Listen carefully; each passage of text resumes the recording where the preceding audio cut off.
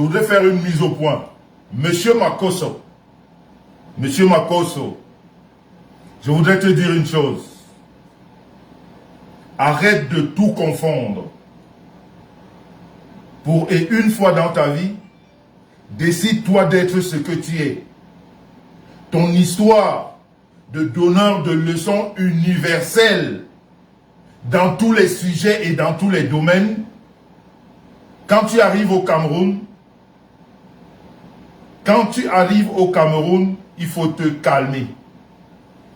Monsieur Makosso, ton histoire de donner ton avis, ton histoire de rentrer dans tous les sujets, ton histoire de toujours faire la morale, de croire que en criant, tu peux crier chez toi, mais sur un plateau télé, on ne crie pas, on discute, on échange.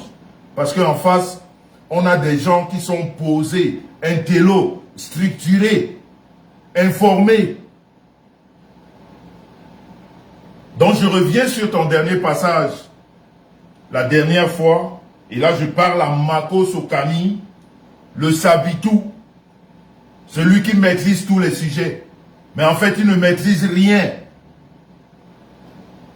Il est perpétuellement dans le mensonge, perpétuellement dans des analyses bidons, perpétuellement dans, comment appeler ça? Dans la confusion. Quand tu ne maîtrises pas un sujet, tu te tais. Tu as bien vu ton dernier passage au Cameroun. Tu avais en face de toi un homme cultivé. C'est-à-dire, j'espère que tu t'es arrivé chez toi, tu t'es assis et tu as regardé l'émission.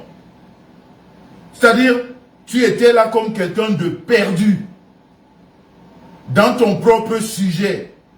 Le sujet que tu penses maîtriser le mieux. Parce que tu arrives à mentir les âmes faibles à tout moment.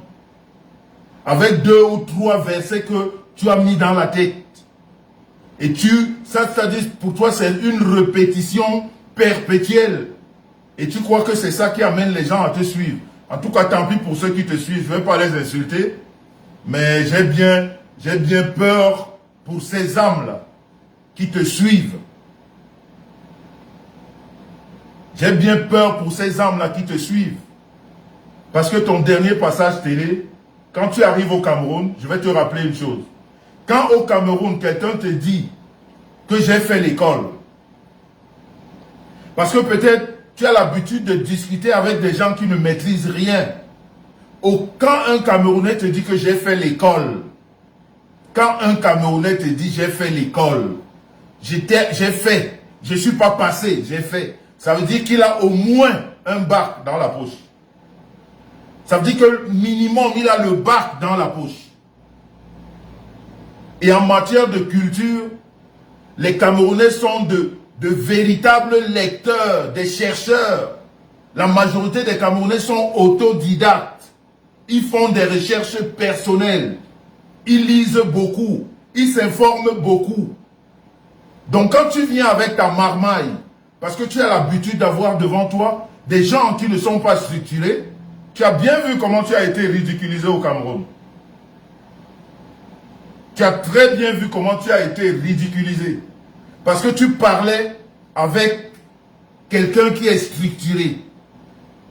Quelqu'un qui est cultivé. À chaque fois, il te ramenait dans les années 1800, dans les années telles. Tu lui dis, j'étais là-bas, moi je connais. On sent que tu n'as pas été à l'école. Makosso, quand on parle de l'histoire, c'est pas parce que tu as été à Jérusalem ou en Israël que on t'a montré où est-ce qu'on vend des huiles et tu crois que tu connais l'histoire d'Israël plus que tout le monde. Non. Monsieur Makosso, l'histoire, comme tu n'étais pas à l'école, je te le rappelle ce soir, l'histoire, c'est le passé basé sur les écrits. Et aujourd'hui, on peut dire encore plus sur les vidéos. Parce que ce qui s'est passé, nous tous, nous n'avons pas vécu ça. Mais parce que nous lisons, parce que nous nous structurons, que nous savons ce qui s'est passé. Quand nos maîtres, c'est pour ça que je dis tu es passé à côté de l'école.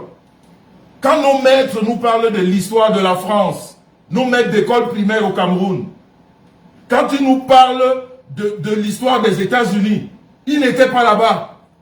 Ils ont appris ça à l'école, Monsieur Makosso. Donc arrête de te défendre, ce n'est pas un argument sur un plateau télé. Tu as en face de toi un intello qui est structuré, qui t'explique ce qui s'est passé. Tu lui dis, moi j'étais là-bas, je vais t'offrir un voyage.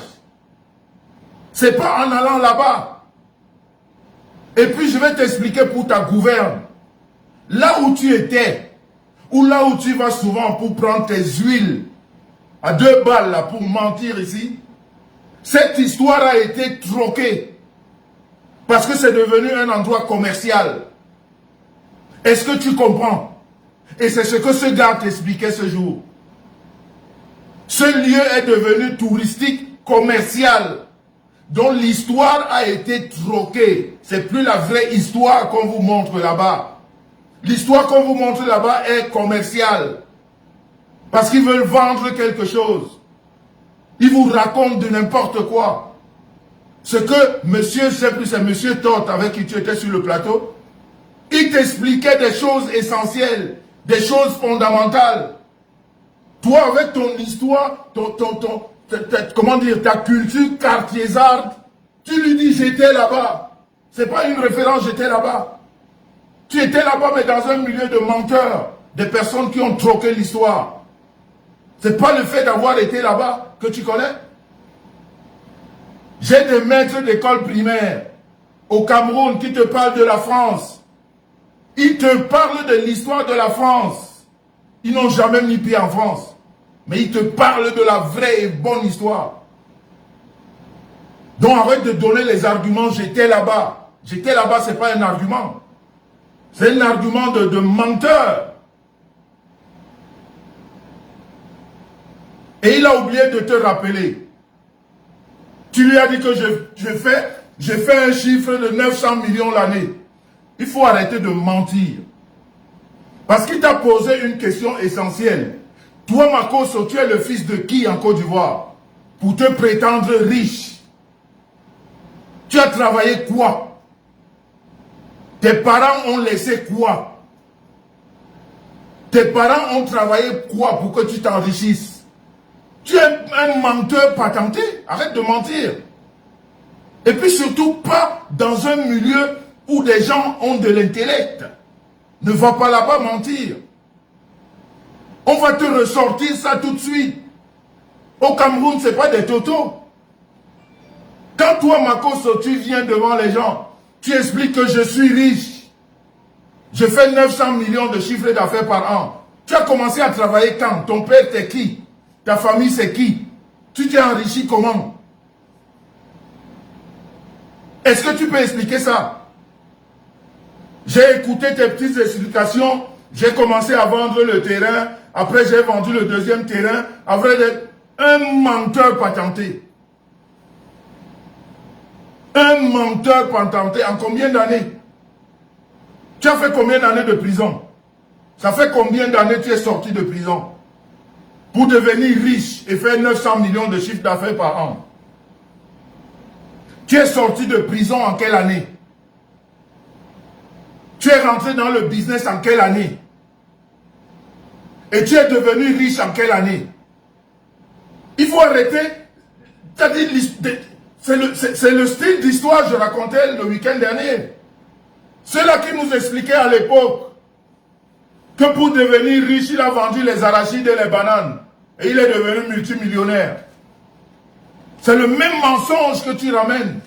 Tu as vendu une première maison, tu as vendu une deuxième. Tu as vendu une première, ton père ou ta mère t'ont laissé une maison. Tu as eu ça où? Tu as travaillé quand? Tu as fait combien d'années de prison?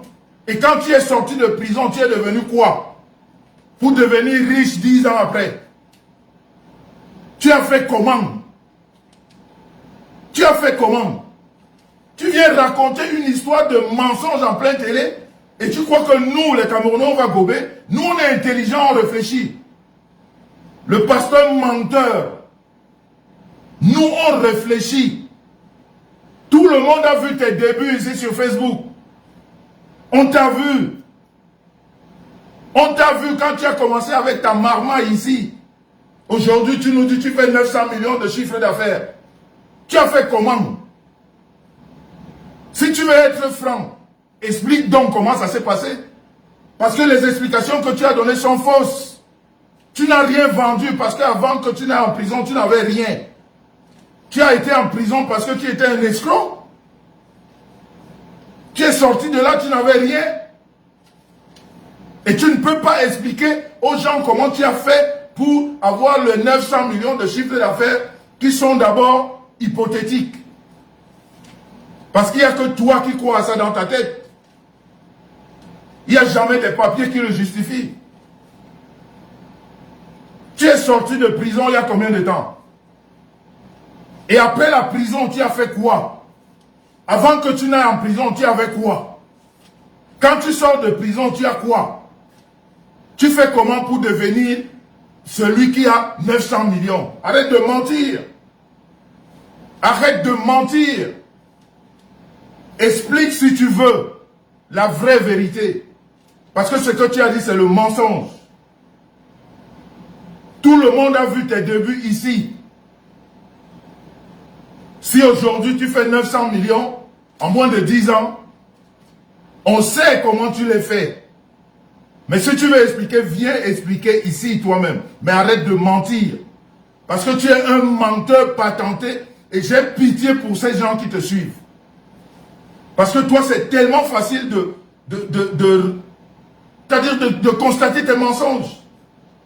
Tu crois qu'en parlant fort, c'est là où tu fais croire. Non, tu ne vas pas détourner la culture du Camerounais parce que tu parles fort, parce que tu cries ou parce que tu gesticules. Non. Nous, on réfléchit. Tu as vu le mec posé que tu avais en face de toi. Quand tu commençais à crier, il rentrait dans l'histoire, la structuration. Il te sortait les faits. Tout ce que ton seul argument, j'étais là-bas. Je vais t'offrir un voyage. Pour finir que je ne suis pas ton camarade. J'ai fait 800 millions de chiffres d'affaires. Ça, c'est ton problème. Mais tu n'as pas travaillé pour faire ça. Tes parents n'ont pas travaillé. Personne dans ta famille n'a travaillé. On sait comment tu as eu. Mais j'espère que un jour, Makoso, je dis bien, j'espère qu'un jour, tu vas expliquer aux Ivoiriens pourquoi tu n'as pas assisté aux obsèques de Didier Arafat. J'espère qu'un jour, tu vas expliquer aux Ivoiriens pourquoi tu n'as pas assisté aux obsèques de Didier Arafat. Parce que ta personnalité, tu l'as faite après la mort de Didier Arafat. Parce qu'avant Didier Arafat, tu étais le vulgaire pasteur ici qui cherchait les clients avec l'histoire de l'huile, les machins, les conférences, les troupes de prière. C'est après Arafat que tu es devenu ce que tu es là aujourd'hui. Et j'espère qu'un jour, vous expliquerez aux Ivoiriens la vraie histoire d'Arafat. Et tu vas leur dire pourquoi tu n'étais pas à ses obsèques. Et pourquoi tu t'es obstiné, je dis bien obstiné, à devenir, soi-disant, le pasteur de la Chine. Tu vas leur expliquer pourquoi. J'espère qu'un jour, tu vas leur expliquer. Parce que tu sais, on ne peut pas mentir tout le temps. À un moment donné, on va te dire ce que tu ne veux pas dire.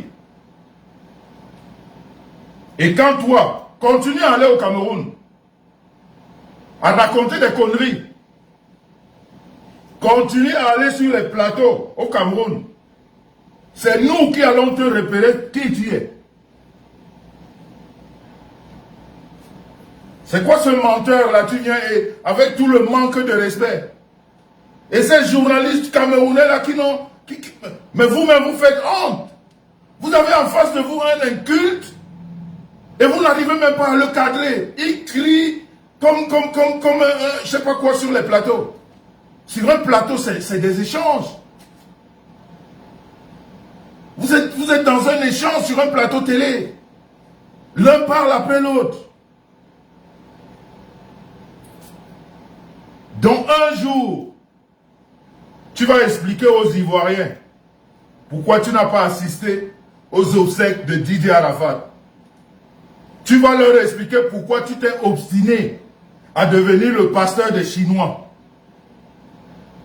Et tu vas leur bien expliquer comment tu fais pour gagner 900 millions l'année. Si c'est vrai, petit menteur, tu ne vis que dans le mensonge. Et c'est vrai que tout menteur vit aux dépens de celui qui l'écoute. J'ai pitié pour les gens qui te suivent. Mais bon, chacun son choix. Hein. Mais continue. Les Camerounais, on ne les ment pas longtemps. Hein. Non, parce que nous, on sait faire les recherches. On sait faire les recherches. Et toi-même, tu as vu lors de ton dernier voyage. Repars encore au Cameroun raconter des conneries. Petit menteur, va. Donc, c'était juste une mise en garde. Ne viens plus jamais nous dire, parce que nous, on a vu tes débuts. On peut t'expliquer qui tu es. Nous, Camerounais, on peut t'expliquer qui tu es.